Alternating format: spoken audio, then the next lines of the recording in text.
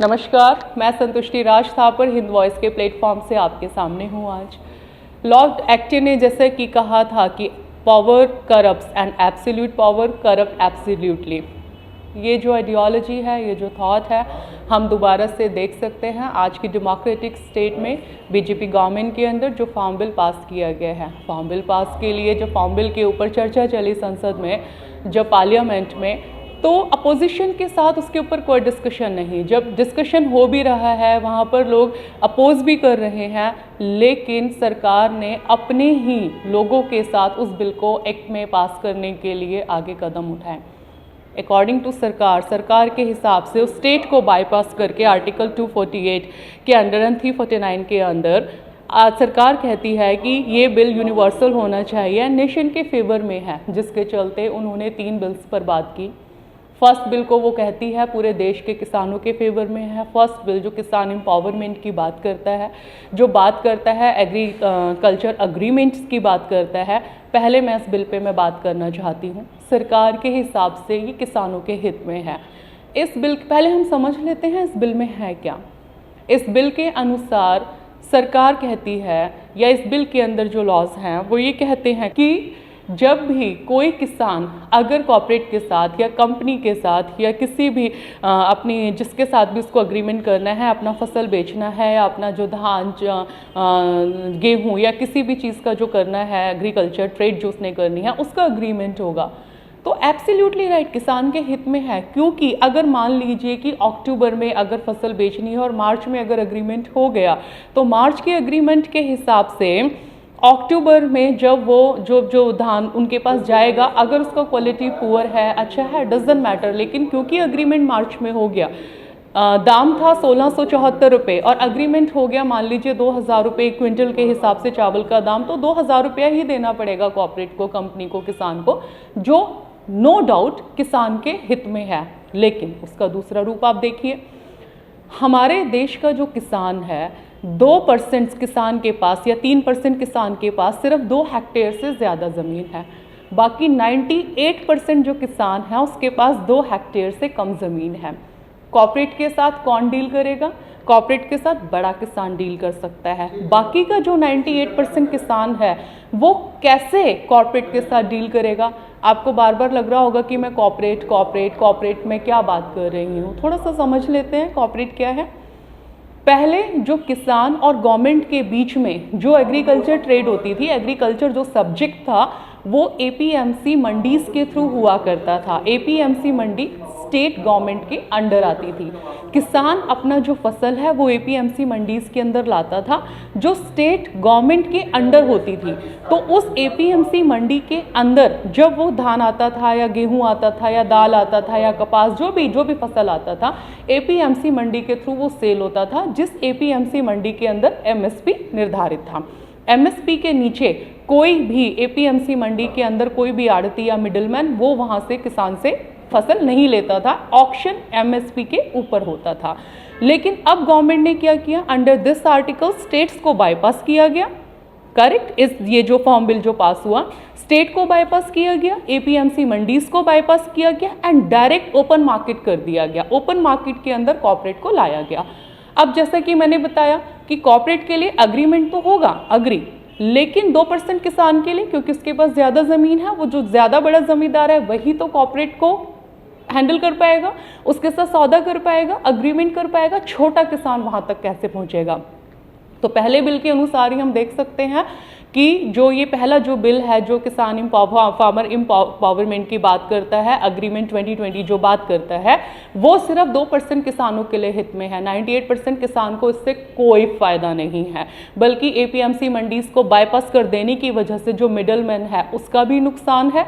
वो क्योंकि मिडलमैन अब कहाँ काम करेगा, आड़ती कहाँ काम करेगा? एपीएमसी मंडीज के खत्म होने से स्टेट गवर्नमेंट को सीधा सीधा नुकसान है। इसी वजह से पंजाब और हरियाणा वेमेंटली प्रोटेस्ट कर रहे हैं। अब आप समझ रहे हैं, पंजाब को क्योंकि एपीएमसी मंडी स्टेट के अंडर आता था एंड स्टेट के अंडर आने की वजह से जो टैक्सेस होता था एपीएमसी मंडी से स्टेट को मिलता था, स्टेट उस पैसे को स्टेट वेलफेयर के लिए यूज़ करता था। लेकिन अब ऐसा नहीं है, क्योंकि एपीएमसी मंडीज को बाईपास कर दिया गया है।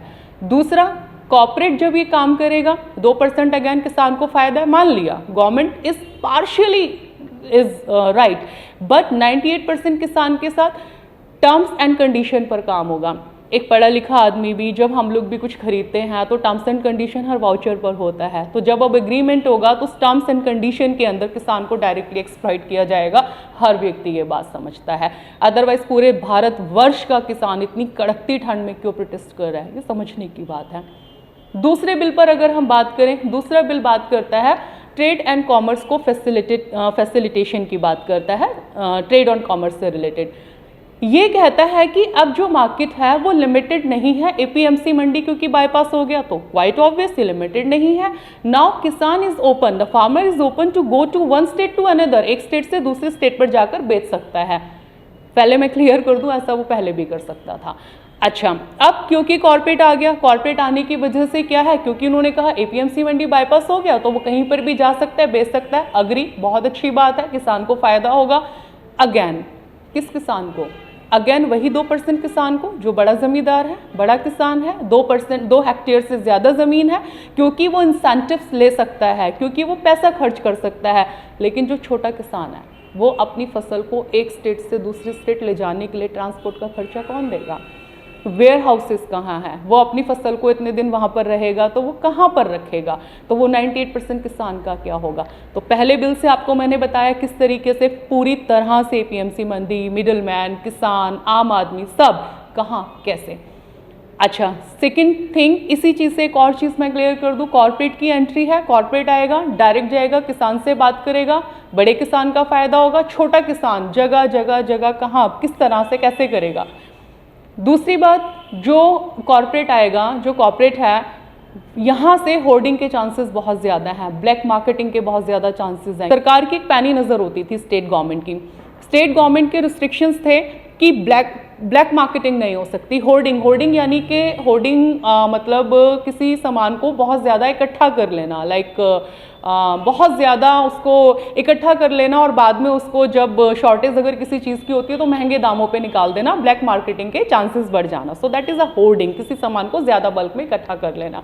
सो इसके चांसेस बहुत ज़्यादा बढ़ गए, क्योंकि कॉर्पोरेट के लिए तो बहुत ज़्यादा आसान है। एपीएमसी मंडी के ऊपर तो नज़र होती थी सरकार की, लेकिन corporate, if I am Reliance, मैं डायरेक्टली खुलकर नाम लूंगी, जैसे कि रिलायंस है, अब सपोज मैं रिलायंस हूँ या मैं स्पेंसर हूँ, मैं बड़े आराम से अपने वेयर हाउसेज में सारे सामान को, दाल है, चावल है, एमएसपी तो अब है नहीं क्योंकि मैं तो कॉर्पोरेट हूँ, देयर इज नो एमएसपी।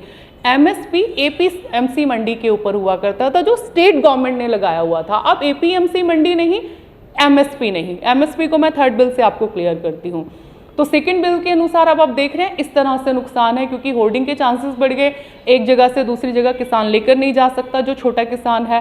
तो सेकंड बिल इस तरीके से फायदे में नहीं है ज़्यादातर किसान के लिए। थर्ड बिल की अगर हम बात करें तो that is not new, that was पहले से ही प्रिवेल था, दैट वाज ऑलरेडी, वो पहले ही था। Essential goods and commodity bill जो 2020 है, इसको अमेंड किया गया है। ये बिल मैं ऐसा समझती हूँ सबसे ज़्यादा इंपॉर्टेंट है, जो हर आम आदमी को समझना ही चाहिए। अकॉर्डिंग टू दिस बिल, इसमें सरकार ने अमेंडमेंट क्या किया देखिए। अभी जैसे मैंने एमएसपी की मैं बात कर रही थी, तो सरकार ने क्या किया हुआ था, 22 एसेंशियल गुड्स थे, 22 एसेंशियल फसलें थी जिसके ऊपर गवर्नमेंट ने एमएसपी निर्धारित किया हुआ था। लाइक आपका मेडिसिन्स हैं, आपका ऑयल है, एंड आपका पेरिशेबल गुड्स हैं, वेजिटेबल्स हैं, आपकी दालें हैं, या चावल है, धान है, या गेहूं है, इस तरह की जो ज़रूरतमंद की चीज़ें होती हैं। अब पहले एमएसपी के अंडर ये चीज़ें सेल होती थी, जिससे आम आदमी को नॉर्मल रेट पर चीज़ें मिलती थी। अब सरकार ने इसको अमेंडमेंट किया, क्या समझिए ज़रा, बड़ी ही ज़रूरी बात है जो हर आदमी को समझनी चाहिए। अब गवर्नमेंट कहती है कोई भी एसेंशियल गुड है ही नहीं, कोई भी चीज़ ज़रूरी नहीं है। कॉर्पोरेट ओपन हो गया, अब सरकार कहती है मैं कब इंटरफेयर करूंगी, यानी गवर्नमेंट कब इंटरफेयर करेगी, जब पेरिशेबल गुड के ऊपर महंगाई 50% से ज़्यादा हो जाएगी, यानी कॉर्पोरेट 50% से ज़्यादा बढ़ा देगा। मैं एग्जाम्पल कोट करती हूँ, मान लीजिए धान बिकता है, चावल बिकता है 20 रुपये किलो, मान लीजिए। अब जब तक वो 30 रुपये यानी 50%, जब तक वो 31 रुपये किलो नहीं हो जाएगा, तब तक गवर्नमेंट इसके अंदर इंटरफेयर नहीं करेगी। दूसरा, गवर्नमेंट कहती है नॉन पेरिशेबल पर 50% एंड पेरिशेबल गुड के ऊपर 100% तक महंगाई नहीं हो जाती, तब तक मैं इंटरफेयर नहीं करूंगी। जैसे कि मान लीजिए आलू बिकता है 10 रुपये किलो, मान लीजिए अब गवर्नमेंट कहती है 100% महंगाई, यानी 100% 10 का 10 20 रुपए किलो, यानी 21 रुपए किलो जब आलू होगा तब गवर्नमेंट इंटरफेयर करेगी। तो आप समझ रहे हैं कि गवर्नमेंट क्या कह रही है कि अब कोई एमएसपी नहीं है, कोई ज़रूरत की चीज़ें उसके अकॉर्डिंग एसेंशियल नहीं है गवर्नमेंट के लिए। अब जब इसके ऊपर पेरिशेबल गुड के ऊपर 100, नॉन पेरिशेबल गुड के ऊपर 50% या फिर कोई कैलामिटी नहीं आ जाती या कोई आपदा नहीं आ जाती, तब तक कोई गवर्नमेंट किसी भी चीज़ में इंटरफेयर नहीं करेगी। इस बिल के अकॉर्डिंग आप समझ रहे हैं अंत के तंत, यहाँ पर तो मैं और आप, हमारे जैसे लोग, आम आदमी की जो पॉकेट है वो डेफिनेटली पिंच होने वाली है। इस चीज़ को कोई नहीं रोकने वाला, क्योंकि ठीक है कॉर्पोरेट इतना 100% 50% तक एक बार को महंगाई नहीं करेगा, लेकिन होर्डिंग के बहुत ज़्यादा चांसेस है। तो आज नहीं, इस बिल का फ़ायदा उठाकर 4 साल बाद, 5 साल बाद या 6 साल बाद या 10 साल बाद आम कंज्यूमर की पॉकेट डेफिनेटली पिंच होगी। तो आप देख सकते हैं कि किस तरीके से जो ये तीनों की तीनों बिल हैं किसी भी वे में सरकार के। और हाँ, एक इम्पॉर्टेंट चीज़, तीनों बिल में आपने नोटिस किया कहीं गवर्नमेंट नज़र आ रही है आपको? यहाँ सिर्फ दो लोग दिख रहे हैं, kisan and corporate. There is no government and this is in this India, in this democratic state. अगर गवर्नमेंट का इंटरफेरेंस कहीं पर भी नहीं है तो आप अपने आप ही समझ सकते हैं कि कॉर्पोरेट की एंट्री होने के बाद, क्योंकि गवर्नमेंट की जब तक इंटरफेरेंस होती है किसी भी चीज़ के दाम एक आदमी के एक लिमिटेड दाम में हमें चीज़ें मिलती हैं, लेकिन गवर्नमेंट अगर हटता है, कॉर्पोरेट अगर आता है तो महंगाई अपने आप में, आप समझ सकते हैं कि कॉर्पोरेट के इशारों पर चीज़ें होंगी, अन चीज़ें चलेंगी। तो इसी वजह से पूरी हिंदुस्तान में जिस तरह से प्रोटेस्ट हो रहा है, जो वेहेमेंटली प्रोटेस्ट है, हमें और आपको किसान के साथ होना चाहिए, हमें अड़े रहना चाहिए, डटे रहना चाहिए। किसी भी माध्यम से जो भी हमारे सोर्सेज हैं हमें किसान के फेवर में होना चाहिए। अगर पूरे भारतवर्ष में अगर हम देखेंगे तो जिस तरह से सिंगू बॉर्डर है, गाजीपुर बॉर्डर है एंड KMPN KGP जो बॉर्डर है, सारे बॉर्डर्स पर अगर हम देखेंगे तो सिख कम्युनिटी बहुत ज़्यादा है, पंजाब का किसान बहुत ज़्यादा है। तो एक ये बात कहीं ना कहीं एक क्वेश्चन सवाल उठता है कि पंजाब का किसान इतना वेहेमेंटली क्यों प्रोटेस्ट करता है। हालांकि गवर्नमेंट तो उसको अपने रूप में क्या कह देती है, क्योंकि पंजाब में अपोजिशन का गवर्नमेंट है एंड कैनेडियन स्टेट में प्रेसिडेंट ने ये कहा वो कहा, डिमेनाइज करती हैं उनको खालिस्तान बोलकर, ब्ला ब्ला ब्ला। लेकिन मैं यहाँ आपको क्लियर करती हूँ क्या रीज़न है। आप देखिए, जैसा कि मैंने आपको बताया कि जो APMC मंडी है स्टेट गवर्नमेंट के अंदर आती है एंड APMC जो मंडी है स्टेट गवर्नमेंट के आने की वजह से स्टेट गवर्नमेंट उनसे टैक्सेस लेती है।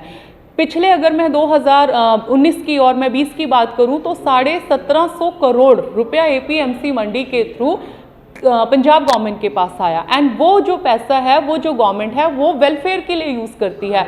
एंड पंजाब सबसे बड़ा एग्रीकल्चर स्टेट है, हरियाणा सबसे बड़ा एग्रीकल्चर स्टेट है, MP भी एग्रीकल्चर स्टेट है। लेकिन जब इस स्टेट के अंदर जो एग्रीकल्चर सब्जेक्ट अगर स्टेट लिस्ट से हट जाता है, मतलब हटेगा तो नहीं, लेकिन यूनियन गवर्नमेंट ने अगर ये बाईपास जिसे किया, तो अगर वहाँ स्टेट गवर्नमेंट को उससे पैसा नहीं जाता। एंड एक और बात, हर स्टेट का जो टैक्सेस है वो अलग अलग होता है, क्योंकि पंजाब एग्रीकल्चर स्टेट है तो वहाँ से टैक्स बहुत ज़्यादा जाता है। वहाँ टैक्स बहुत ज़्यादा जाने की वजह से बहुत ज़्यादा फ़ायदा होने, सब्सिडीज़ बहुत ज़्यादा हैं। तो इस वजह से पंजाब का खास बात है, क्योंकि सब्सिडी कम मिलेगा, MSP है नहीं, नुकसान होगा, स्टेट गवर्नमेंट को कोई फ़ायदा नहीं होगा। दैट इज़ द रीज़न, इसलिए ये स्टेट्स अपोज कर रही है। एंड क्योंकि हरियाणा के अंदर ऑलरेडी BJP का ही गवर्नमेंट है तो कहीं ना कहीं आप समझ सकते हैं कि वो कहीं ना कहीं एक लिमिट तो हो ही जाता है, फिर भी किसान कहीं का नहीं रुका हुआ, जहाँ जिस मर्जी का गवर्नमेंट हो। सो थैंक यू, धन्यवाद।